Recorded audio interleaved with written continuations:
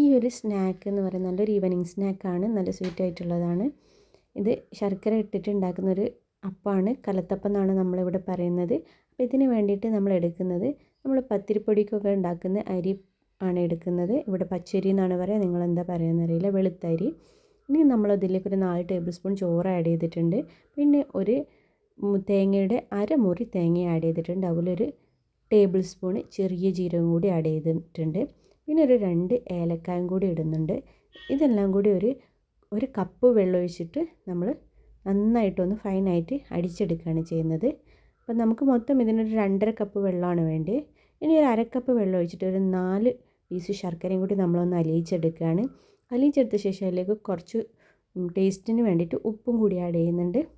ഇനി നമ്മൾ നല്ല ചൂടോടെയാണ് ഇത് നമ്മൾ അരച്ചെടുക്കുന്ന അരപ്പിലേക്ക് ഒഴിക്കേണ്ടത്. നല്ല ചൂടുള്ള ശർക്കര അതേപോലെ അങ്ങ് ഒഴിച്ചു കൊടുക്കുകയാണ്. അപ്പം എന്നിട്ട് ഇതൊന്ന് നന്നായിട്ടൊന്ന് മിക്സ് ചെയ്തിട്ട് ഒന്നും കൂടി ഒന്ന് മിക്സിയിൽ അടിച്ചെടുക്കുകയാണ്. മിക്സിയിൽ അടിച്ചിട്ട് ഇതാ ഈ ഒരു കൺസിസ്റ്റൻസിയിലാണ് നമുക്കിത് കിട്ടേണ്ടത്. എന്നിട്ട് നമ്മൾ ഒരു പാന് ചൂടാക്കിയിട്ട് അതിലേക്ക് നമ്മൾ ഒരു 2 ടേബിൾ സ്പൂൺ വെളിച്ചെണ്ണയാണ് ഒഴിക്കുന്നത്. ഇനി നമുക്ക് അതിലേക്ക് ചെറുതായി കൊത്തിയരിഞ്ഞ തേങ്ങാക്കൊത്തും കൂടി ചേർത്ത് കൊടുക്കാം.